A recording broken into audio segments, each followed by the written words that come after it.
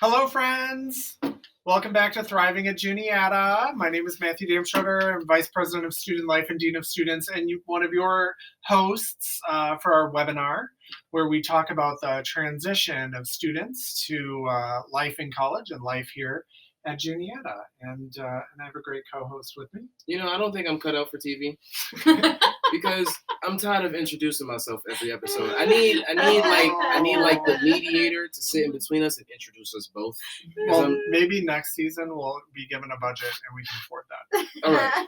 So until then, hi, D'Avion Clayton, second year engineering physics POE, and co-host of Thriving at Juniata with Matthew Damschroeder. And we are this week really kind of exploring and unpacking high impact practices. And that is really kind of an academic way of saying really deeply, richly beneficial experiences where students learn a lot. And they're experiential, and they sort of require students, I think, to really dive in and apply the material that they're learning in their courses to the experiences that they're having in the world and that change and the difference that they want to make. And so it's things like internships and choosing a career and kind of coming to terms with what that means for them and working to serve and change the world around them. And at Juniata, those kinds of activities are sourced in Quest. Quest is the greatest place. It's a place where students go when they don't quite know where to go, when they need a little bit of assistance, when they need an answer to a question, when they need to know what their next step is at Juniata. And so we have a couple of guests with us from Quest.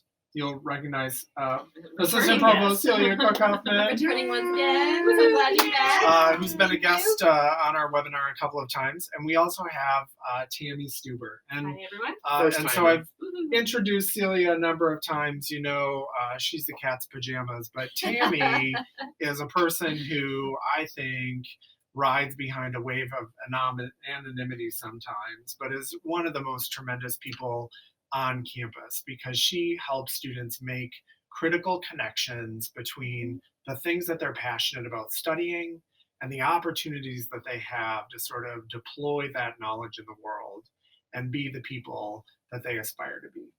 And I'm only here for the compliments. Thank you. That's fantastic. It's totally true because that sort of work isn't something that comes naturally to students.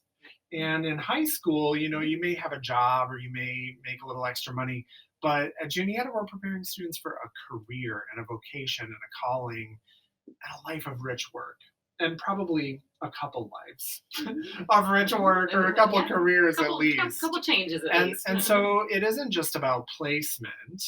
And when I went to college, my parents were like, "Oh, go to the placement office, and they'll help you find that first job." Oh gosh, that's what it was called too, right? Yeah, flashback. What we have is career development. Career development, not even career services. Career development. So what does that mean? What is career development?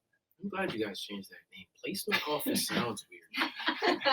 Doesn't sound right. Okay, go ahead. Well, statistics show that students these days and career-minded folks are going to change careers multiple times over their career path.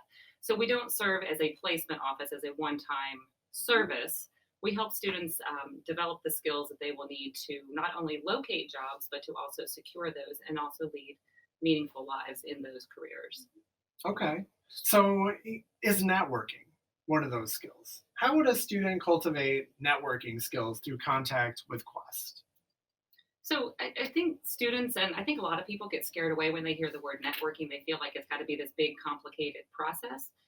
It's really about making connections with people and just developing relationships. So our Juniata alumni are fantastic at doing that. Amazing. I am much more connected with our Juniata alumni than my own alma mater.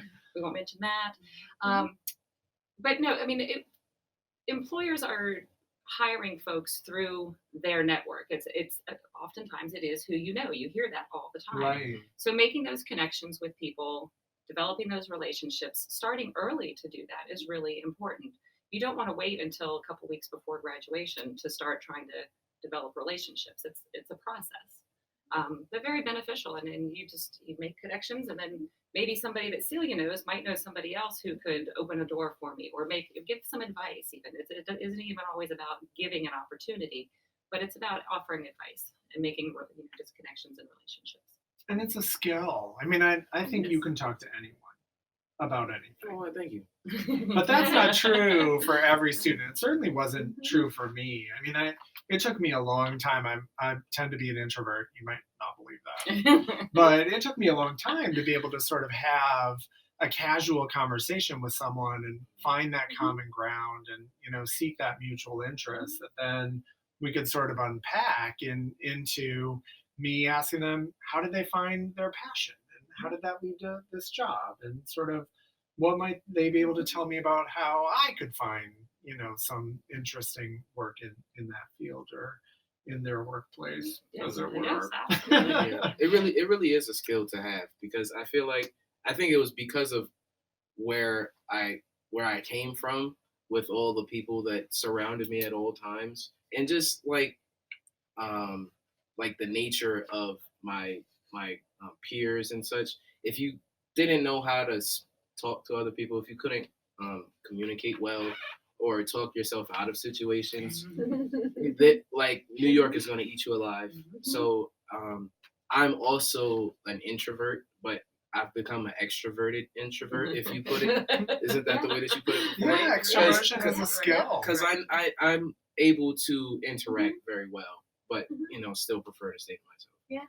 So is the first year? How does a first year superstar student, right? had something to say? I wanted to be. I'm shy. I want to talk about my shyness. And so I think one of the hardest things for me. I also grew up in a background where no one was supposed to be above anybody else. So like talking about yourself or bragging on yourself or being proud of what you did was just not done. So that part of the skill of learning how to say, well, here's what I'm good at. Here's what I know. How do I say that about myself? I think it's one of the reasons that high impact practices are so important, because it gives students practice at saying, here's what I can do and here's what I know. And it lets them try all that stuff out in kind of a safe space, and then you get better at the networking piece. Well, absolutely. Because you're working on those. And even just like an athlete, I mean, you wouldn't expect to go to a game without practicing. So networking, the more you practice talking about yourself, the more you practice your elevator pitch, it gets easier. And the stories you tell. And back to what you said off air that I won't say, but I think just being able to have that confidence and not being someone who's going to brag like a ridiculous amount, but you still have a sense of pride in who you are and what you can do and what you've done, that you can say to yourself, I just took a DNA test. Right? So I'm 100% that Juniata. So, it's not just the senior year that students arrive in Quest and ask for these skills. It is a 4-year curriculum. It's a trajectory. Can you talk a little bit about what some of the milestones are, or particularly what a first-year student might get out of, a drop into Quest? Absolutely. So the favorite thing that I like to tell first-year students is do not wait until you are a senior to come see me, or anybody in Quest. But it is a process. I mean, we can help with everything from POE exploration. So maybe you've come to Juniata with a POE in mind, and it's what you've wanted to do ever since you were 5 years old.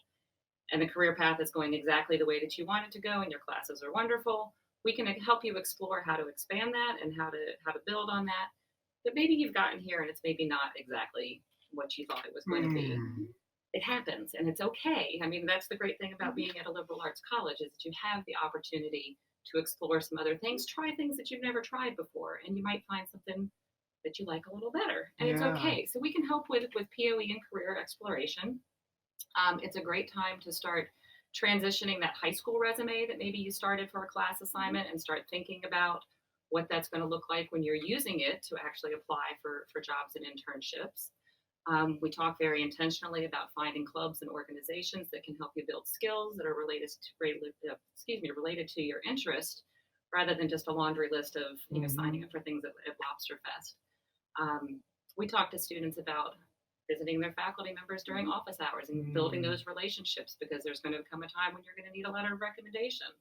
So there's a lot of things that we help with along the way, in addition to all the traditional job search and resume interview and those types of services. But I think there is a misperception that it is just for our upperclassmen. So yeah, don't wait till you're a senior to come The see us. earlier you get in, the better prepared you're going to be, Absolutely. the better advantage you're going to be. Absolutely.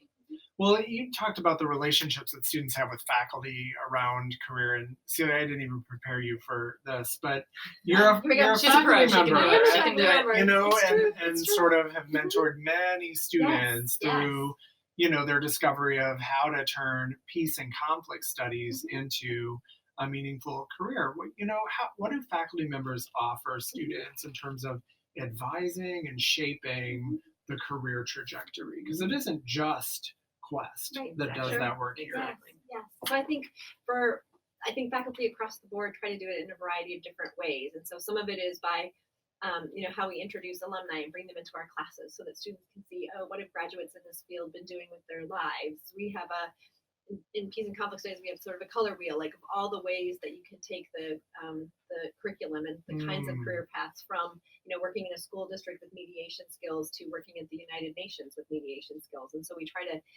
again, I think all faculty try to sort of paint the really big picture of what are the opportunities that are related to the knowledge and the skills that you build within a particular curriculum. We just took students to a conference so that they could meet other professionals in the field and hear their stories about, well, how did you find your way through, this knowledge base or this to this job and this path that you're doing. So introducing them to people out there working in the field as well. So lots of mentoring in lots of different ways. And as an totally adjacent to that, going to a conference with a faculty member is in itself a high impact practice. Yes. And students, sometimes will present with faculty. They'll be sharing writing or research that they've done with faculty. Can you talk a little bit about that? So again, great opportunities. This may be a sort of back way answer into your question, but our students were such a presence. We had 6 of them. They fanned out across the conference. I can't tell you how many other faculty and professionals in the field would come up and say, "Oh my goodness, you're the Juniata students, right? Or you're the Juniata students." And so one of the things I said to them is, "This is great networking for you all here and for every Juniatian who comes after you, because any student who calls up one of these people in the field and says, 'Hey, I'm at Juniata,' they're going to know, oh, these are the kinds of students who come to conferences." And so they got great experience in understanding themselves as part of the field, as part of the knowledge building, and knowing that what they had to say and contribute mattered and meant something and pushed the discussion or the discovery to a new place. And they got lots of feedback from lots of people besides us here saying, "Wow, thanks for that. That was amazing." Yeah. Very cool. It's powerful. And, students, as they seek out faculty, as they sort of build professional relationships, as they gain credibility, have access to, I think, those opportunities. But it does take, I think, an investment of the student in office hours, in sort of making sure that, they're really taking care to take care in class and be fully present. I don't know if I can echo, Tammy, what you were saying about come early. Oh, Right? absolutely. I think curiosity and the willingness to not, I don't know, fail is the right word, but it's okay to go, "Oh, that's not what I wanted," right? Like, so those explorations and that curiosity, you get to figure it out by going, "Ooh, that's really interesting," and "No, that not so much," right? And so those pieces together help students kind of winnow down, here's the thing that's for me. Right? I went to college. I was, believe it or not, an accounting major. And we love accountants. My brother's an accountant. accountants are Just saying. great, but it wasn't for this Wasn't guy. for you. I didn't realize that, though, until I did a job shadow. Nice. And I actually spent some time with an accountant who I'm sure was a wonderful human being, but that is not how I wanted to spend my days. Can you talk a little bit about how students engage in the workplace, or maybe some of those opportunities they have for discernment? Sure. So internships are a great opportunity for students to get out and actually build some or gain some hands-on experience in the workplace. You mentioned job shadowing, and an internship would be a little different from that, in that we would create specific learning objectives for the internship. We in the Career Development Office, or the faculty sponsors, would have some contact with on-site supervisors. But it's a great opportunity to go out and build those career readiness skills.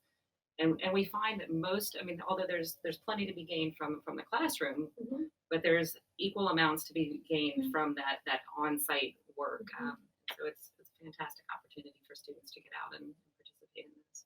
Yeah, it's tremendous. Other campus programs that take place, I think, are also a wealth of opportunity. And I know, I'm a clean eater. I go to all the eating things, but I didn't grow up with 3 forks and 2 knives and, a bread plate. One of the events that was really, I think, profound for me was the etiquette dinner as a student. What are some of the programs on campus that students might take advantage of to help prepare them for? Yeah, so our etiquette dinner is one of my favorites. We bring in a guest speaker, and it's really fun. I mean, so etiquette is one of those topics that can be a little stuffy sometimes, but we bring in a really fun guest speaker. We learn which forks to use, and we relate that to if a student were to be out on a job interview and be invited out to a meal. We talk about handshakes and all sorts of other things that go along with that.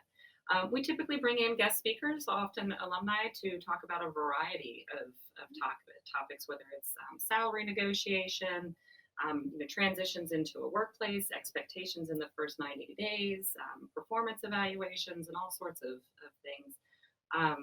Clothing closet? Our career clothing closet. So we collect professional business clothing from parents and from staff and faculty here on campus and the community as well. And that's available to students at any time throughout the year if they would have a job interview or even be participating in an internship and need something a little more professional to wear. But then we open it up for a boutique and really kind of spread everything out and make it like a shopping event, a real fun event, just prior to our career fair. I love it. Yeah, I love it. I love a good fashion show. And then, of course, there's Career Day, which is my favorite, where we bring 120 employers right here on campus to meet our students, offer jobs and opportunities, and to do that networking that we talked about before. I love Career Day. It is a blast. I think every student on campus should go through Career Day every year. Yes. Whether they are searching for an internship, whether they're searching for a job, whether they're just checking out the lay of the land. I think it's important to be present in the space, to see other students modeling some of those behaviors, to learn how to shake a hand, to learn how to give that elevator pitch. Yes. All of those things are important preparatory activities. And Career Day, which happens, I'm sure you know the date, it's February. It's always the last Friday in February. Really, it's February 28th. Oh my gosh, February 28th. Mark your calendar now, or have your student mark their calendar now for Career Day. It is tremendous, and it's an opportunity that students absolutely should not miss. Well, one of the, I guess, last questions that I would have, for you, Celia, as you kind of think about parents, you have kids in school, I do. thinking you certainly want them to have Yes. that job on the other side, and Yes, I do. and parents do too. But you're also a faculty member helping students find their vocation and their calling. For parents whose student decide, comes, I want to be a poet. Doesn't sound particularly lucrative. I want to be, I don't know. How should parents react to those kinds of shifts or movements in students? I know how parents should react. I know how my mom does. That's great. She'll support with like the straightest face that she can, but she would be pissed off. Oh wait, okay, go ahead. Yeah. I'm sure they're lucrative poets. I think, right, it's that challenge of, I think one of the things about parents is we have hopes and dreams for our children.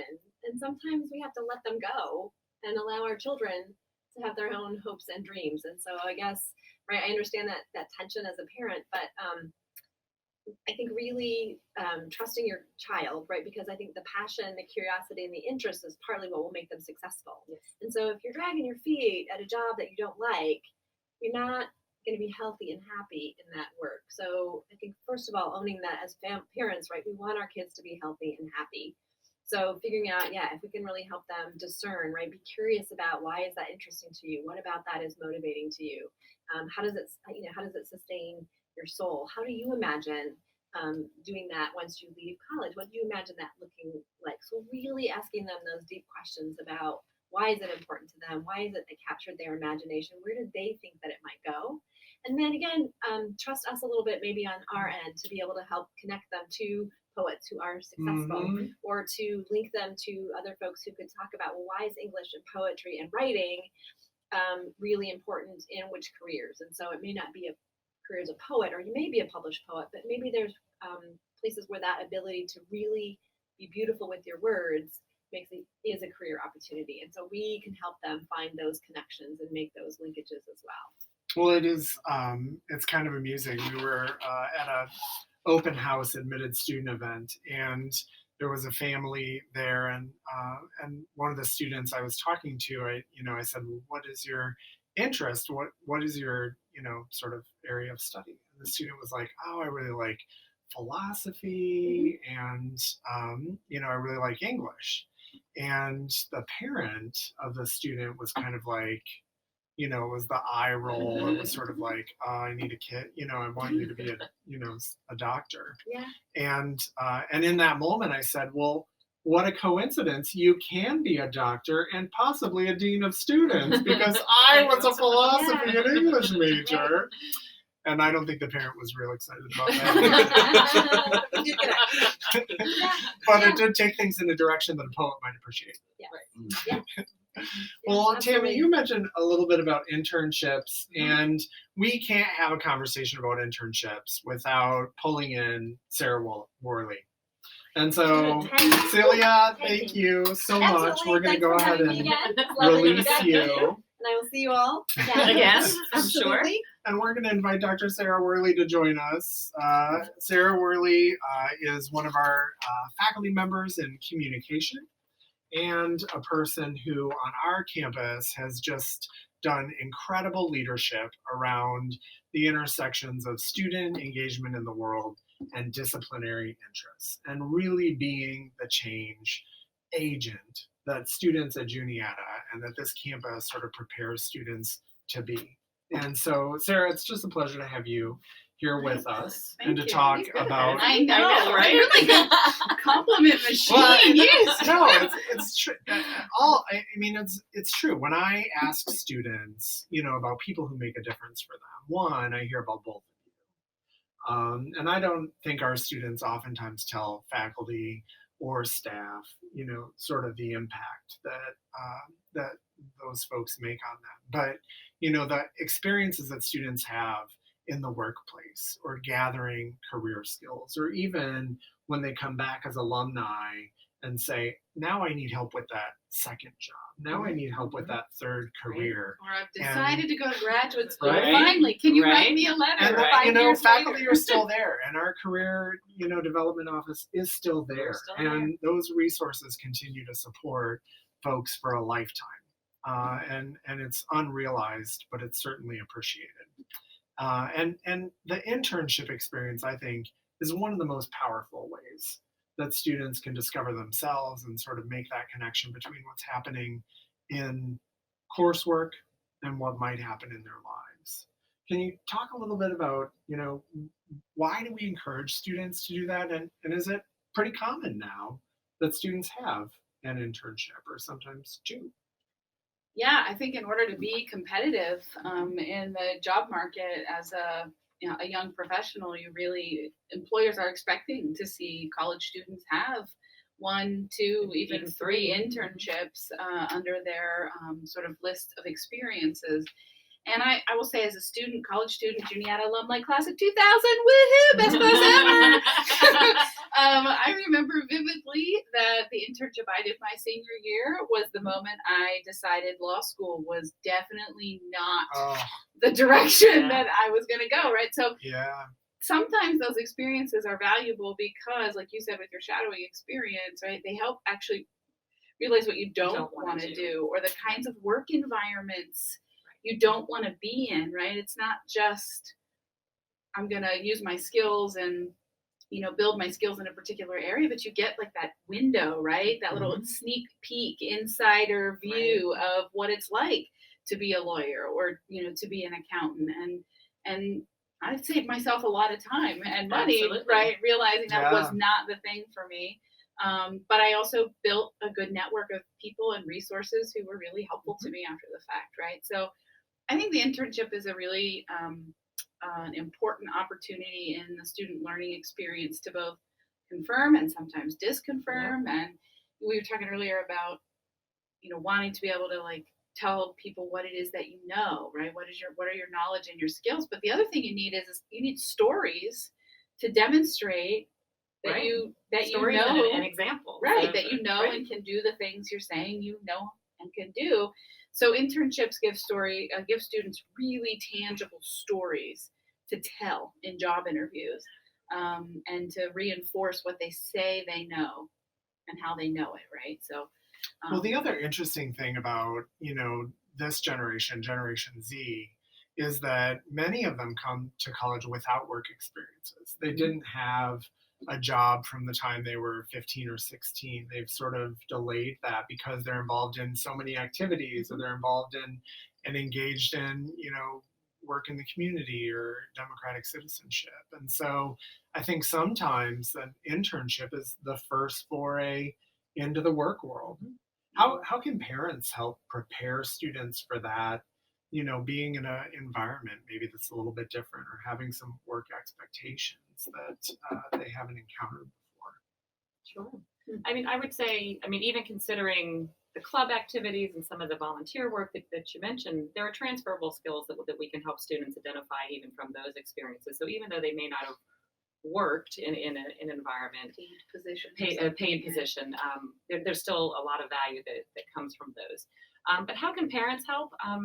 I would say step back a little bit and let students have that opportunity to go out and explore in a pretty safe environment. An internship is usually a pretty safe environment because there's some oversight from the college.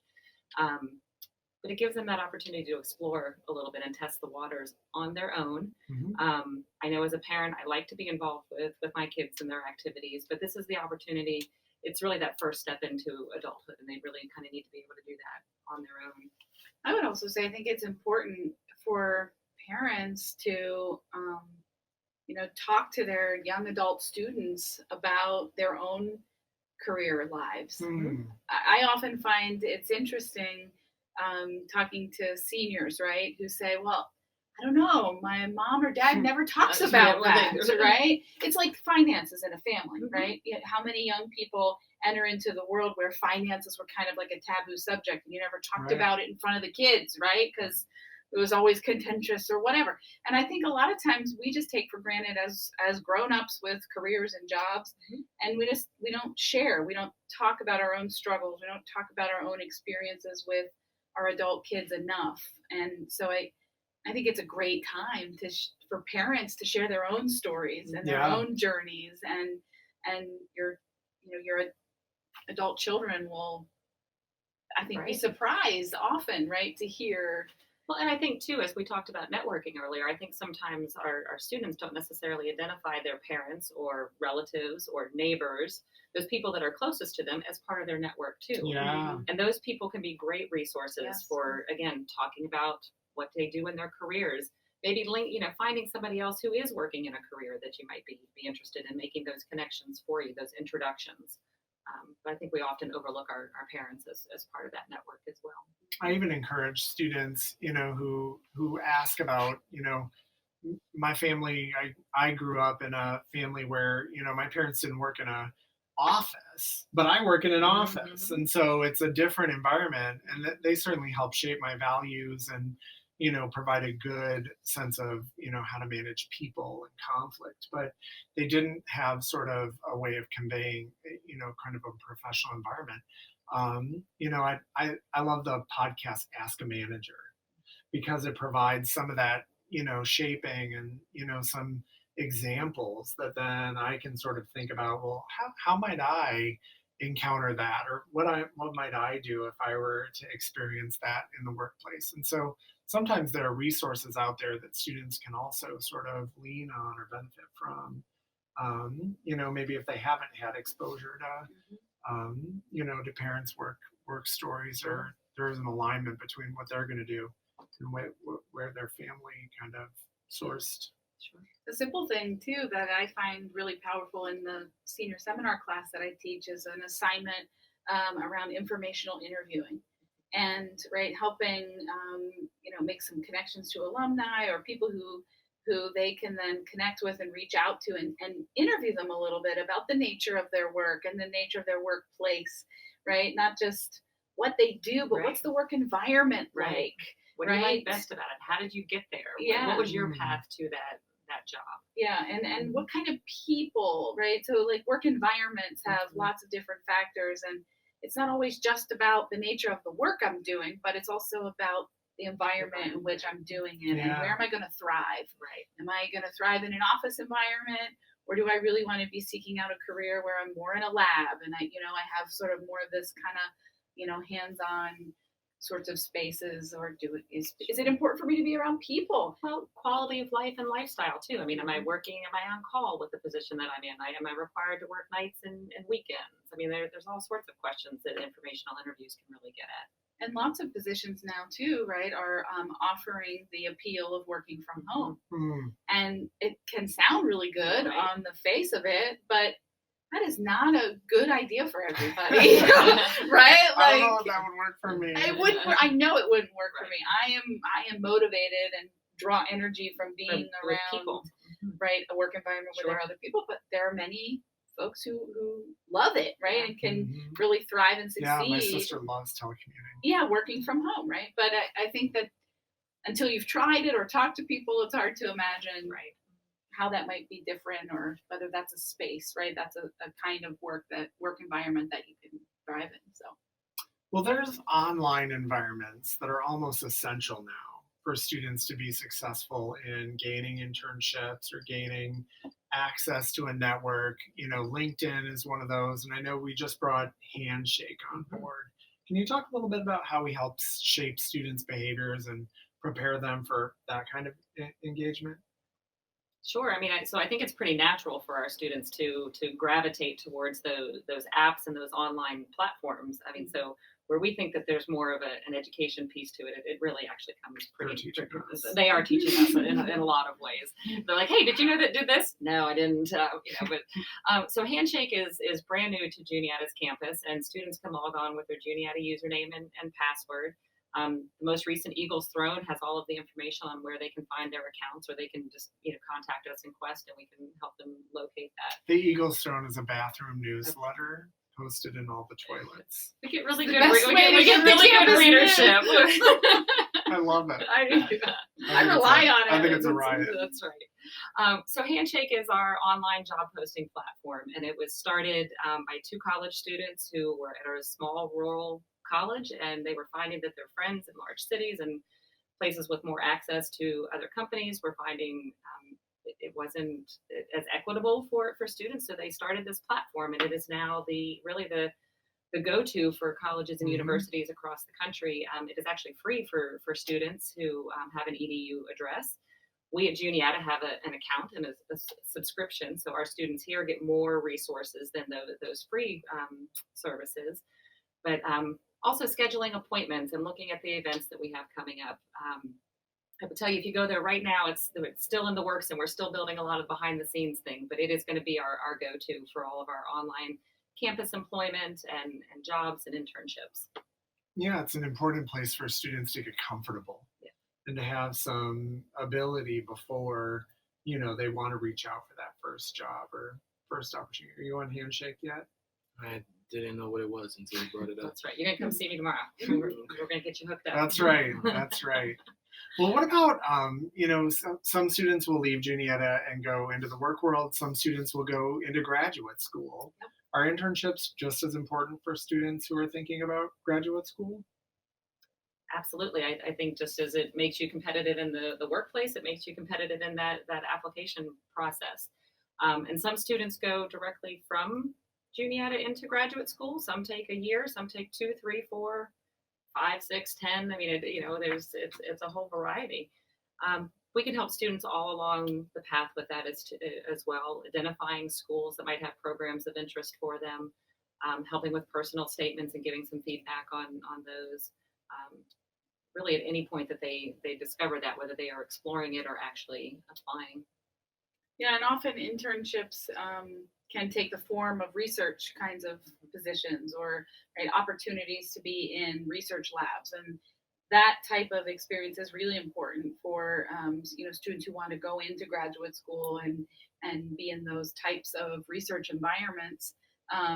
But I think it's also the case that helping students to understand the difference between master's in public administration or an MBA, right? A master's in business administration, right? Those kinds of professional master's programs are a little different than a more kind of academic, right? Track of master's programs where the expectation is you'll do a master's and then a PhD, right? So there's a lot of different kinds of graduate school programs out there, and it's not a one size fits all, sort of thing. And how do you find assistantships so that you can go to graduate school and not have to pay, right, to get a master's degree? And some kinds of programs offer assistantships, and some kinds of master's programs don't. So I think there's a lot we can help students. And that's something I lacked. When I left as an undergraduate, I had no idea what I was doing when it came to graduate school. And in hindsight, there are a lot of things I would do differently. I'm actually the classic case of what not to do when it comes to graduate school. But again, I think we don't tell our own stories enough. And so I often share my what not to do story with students, which also demonstrates the fact that it doesn't have to be perfect. That's part of why it's so important, though, to have those relationships and conversations and casual moments with faculty and with staff who can help answer questions and sort of provide some clarity around options and opportunities. I would say one key point that I would like parents and students to understand about how their internships relate to applications for graduate school is it's really important that they register them with our office. Students are doing internships all the time, and absolutely put it on your resume. That's where it belongs. But if you go through the process of registering with our office, then you also get a documentation on your Juniata transcript that supports your application. So when those graduate schools are looking at those transcripts as part of that application, there's that documentation. It is a validation that, yes, the college supported what I did as an internship. I'm not just saying it was an internship. It was meaningful. It was meaningful. And I met some extra level of expectations, right, that are necessary for that to appear on a transcript. Yeah, we didn't talk much about the different types of internships, but students can do internships for credit in their POE, and those are upper level credits in their program of emphasis. But students can also do internships for non-credit bearing for transcript notation, and then still have that as a matter of their official college record. And that makes it possible for students to do internships in the summer, right, during a traditional semester. Students can do internships. Some can be on campus. Some students decide they want to sort of spend all their internship credits in one big internship and go live in New York City for the semester. We had a student, sounds good to me. who worked on was a production assistant on the Rachel Ray Show, and that was her internship. But she had family who lived in New York, right? So she was able to spend live cheaply in New York and stay with family for the semester and earned all of her semester credits. $40 a day. She didn't have to pay any rent, at least, right? But yeah, so she leveraged her network, right? She That's sort of used that family connection and took advantage of an opportunity to put that on her resume and her transcript, and that's awesome. It was very successful for her in the long run. So not all of our students have family who live in New York, but we do have a super internship fund. Yes. And so that is a competitive application process, but it was started by a very generous alumni member, Scott O'Neill, I believe class of 81. Thank you, Scott. Absolutely, Scott, if you're watching. Students can apply for up to $5,000 for internships such as those that might be in high cost of living areas, perhaps an unpaid internship. We recognize that when students are participating in those, that they are not working perhaps a summer job that might be needed to pay for tuition or books or things in the upcoming semester. So like I said, it is a competitive application process. There will be all sorts of information in the daily announcements and our Eagles Throne, and students will not miss the opportunity to apply for that. March 1st is our deadline for that every year as we go forward thinking about summer internships. Well, and Tammy and I, we could talk about internships all day long if you let us. But it should also be said we have some relationships and partnerships around the world really around the world, where students can have internship experiences with the Washington Center in Washington, D.C. And it is a competitive process, but that is a place where we can help students, right, spend a semester. We also have something called the Shepherd Consortium internships, and those are all over the country, right? Opportunities for students to spend their summers doing internships with organizations who are working to alleviate poverty around the country. We have a phenomenal set of internships with the EPA, the European Parliament, in Belgium and places in Europe where students can do internships abroad. And we have something called the Checkmates program in the Czech Republic that is an internship-based semester-long study abroad opportunity. So, students who are looking to double dip that international study abroad experience with an internship, that can happen, right? It's tremendous. Yeah, not to mention our health professions internships. We have several Juniata alumni who have gone into the medical field and open up their practices to have students come and be part of those experiences as well. Well, it is just a world of possibilities, Absolutely. literally. Yes. Literally. And, it's due to your efforts to reach out to students and students sort of opportunities to bring those things to the table and just deeply engage with them. And we thank you for your leadership around providing the skills that lead students to those good experiences and then helping to facilitate some of the follow-up and assessment and learning that happens from them. And so, Tammy, we'll let you go into the Just world a reminder, yourself. do not wait until they are seniors to come see us. That's right. Absolutely. Thank you, everyone. Have a good night. And we'll keep Sarah Okay. because we want to talk about community engaged teaching and learning. Yes. And so when I was in college, you had to do a little service work to put on your application to get in to show you were a good person. And then occasionally there was a cleanup day or my residence hall, we would sponsor a dance, with best buddies or, the local scout troop. And we thought that was the be all and end all of changing the world. And the world has changed. And our students are really engaged in meaningful work that makes a difference. And it is through coursework and it is through engagement with local partners.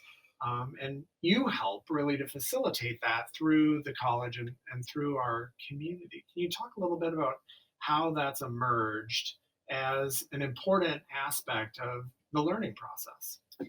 Yeah, it's been an exciting couple of years at Juniata with regard to community engaged learning and sort of resurgence of commitment to citizenship as a core component of what students are coming to college, right, to develop. Not just skills and knowledge that prepare them for a job, but skills and knowledge that prepare them to be good citizens and good people and to be good people. And we as a college have said, we have a part to play in that, and we need to own that and really invest in that at an institutional level. So my colleagues on the faculty passed a new general education curriculum, right? So those are the courses that every student has to take at Juniata as part of our core liberal arts experience, regardless of what specific program of emphasis they're taking, these core classes.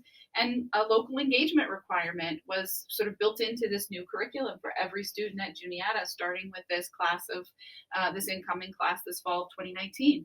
And what that means is not necessarily that every student is going to have some kind of local engagement experience right here in Huntington, but that students will have an opportunity for a highly contextualized, place-based opportunity to apply their knowledge through these reciprocal partnerships with organizations and individuals who are working for the public good, whether it's in the Dominican Republic where Matthew leads a trip to the DR and there's that kind of opportunity to engage in meaningful work, or whether it's right here, in the town or county of Huntington with the local Huntington Library, or last night I met actually with the History Roundtable organization. Oh my gosh. And they are super excited. So it's a group of local residents who care deeply about local history.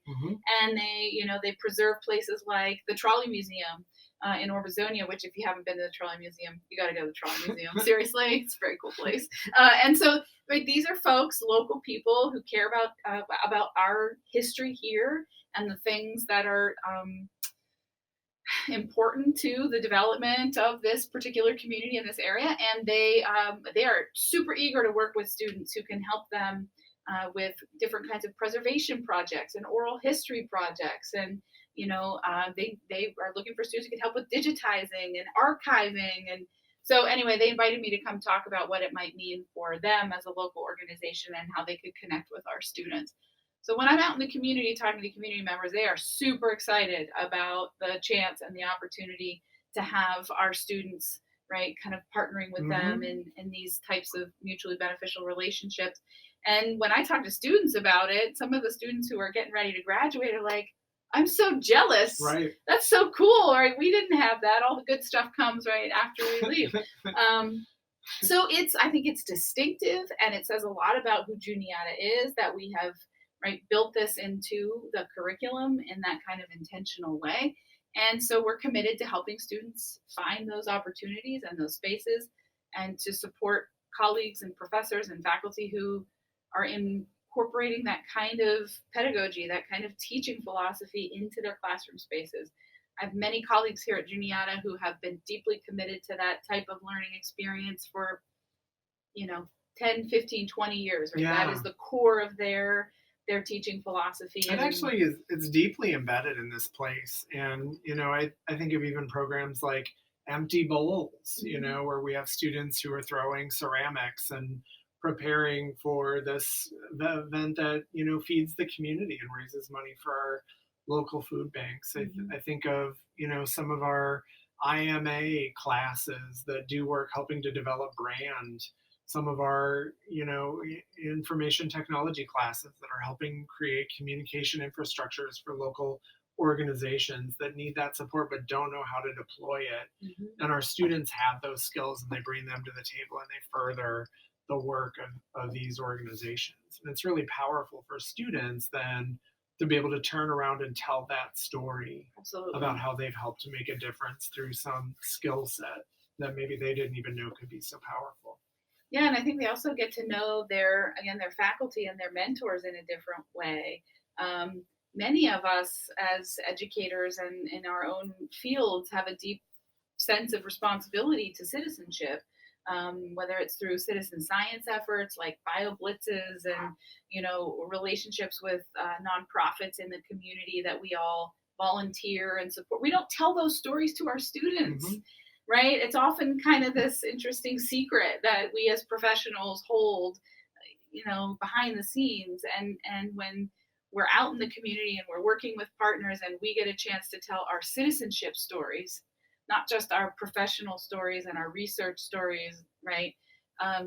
It helps, I think, students to imagine their lives as adults, and the ways in which they can contribute to their communities, besides just showing up to vote, right, on election day. It's more than that. It is. Yeah. And there are a variety of pathways. We want students to find pathways that make sense for them. So, we're talking about, so for some students, it might be through community organizing and activism. Maybe that's their kind of community engagement work. And for other students, it might be more philanthropic and around those types of activities.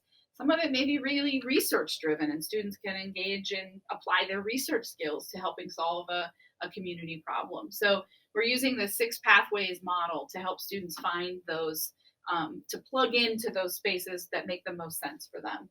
Well, where do students go to kind of onboard with these opportunities? Or how might I find out about the Special Olympics taking place and my opportunity to be present with them? Yeah, so the Community Engagement Office is in Quest, the most awesome place in the world. Yeah, so Community Engagement. It's almost like everything is set up in one place. Well, so as Quest is the hub. It's the center for academic success and for helping students find those opportunities and imagine the possibilities and the resources and sort of make those connections, connect the dots. And community engagement is a key piece. Community engaged learning opportunities are a key piece of student success. It's also one of the high impact practices. So students can come to Quest and they can talk to people and myself in the community engagement office. We also have a Facebook page where we are often pushing out and sharing information that we have about those opportunities. There's actually a tag in the courses. So students who really want to seek out these kind of applied learning, really hands-on experiential learning opportunities can search the course catalog for CEL courses, community engaged learning courses, and you can see all the places in the curriculum where that type of learning opportunity is present. And the campus announcements, right? So we post a lot and share a lot about those community engagement opportunities there as well. So yeah, there's a lot of buzz, I would say, on campus right now. Yeah, absolutely. Engagement. I also hear students talk about, postgraduate opportunities like Teach for America, Yes. The JET AmeriCorps. program, AmeriCorps, places where they can really apply maybe a passion for change after Juniata. How might students learn about those kinds of opportunities or take advantage of them? Yeah, so what we find, I think, is that a lot of seniors get to that point of graduation and still have some uncertainty about exactly what the next step should be, right? And they don't want to just sort of go home and wait for a year to figure it out. They want to, right, sort of experiment and take that year to try some different opportunities. So a year of service opportunity is I think a really fantastic way for students to kind of have that gap year as they try to make a decision about whether grad school is the next step or whether they're trying to head into a particular career field. And there are a number of opportunities from Brethren Volunteer Service to AmeriCorps to Pulse, I think, is another organization. We've had a lot of students working in Pittsburgh with Pulse and a couple other organizations like that offer year of service opportunities. And those have some really great benefits, both for the resume and skill building, but also with regard to student loan forgiveness and opportunities to access fellowship funding and things like that as a result of taking that year of service. So I think it's a really important opportunity that students should give serious consideration to when they're kind of just not sure, right, what their next step should be. And I know some of those organizations come to the career fair that Tammy was talking about. So in February at the career fair, I know that AmeriCorps has a presence there. But we can also help students find and identify. I'm hoping that many of those opportunities will be present on Handshake as well. So yeah, it's a very much a viable kind of postgraduate choice, I think, for students. It was really fascinating. Last year on our DR trip, I talk about the DR trip all the time. We ended up actually connecting with two of our alums who were doing Peace Corps work in the Dominican Republic who had been on the Cultural Learning Tour 2 years ago. And so they were able to kind of reconnect with the trip. They were able to talk to our current students about how they had leveraged that opportunity kind of in their, postgraduate lives. And, a lot of the students on that trip still maintain a connectedness with them now through social media. And it was really exciting both to hear their story and kind of learn about them, and then also just start to build those relationships. Very, very cool. And that's another place where our alumni network is really strong. When you look at the sort of number of Juniata alums who have done Peace Corps or AmeriCorps or some version of that, it's pretty substantial. And again, our alumni are happy to help students connect with those kinds of opportunities and talk about their own experiences, the ups and the downs, right? The pluses and the minuses of doing that kind of program. So yeah, that network comes into play, right? Again, even if you're just trying to figure out whether a year of service is the right choice for you. Yeah.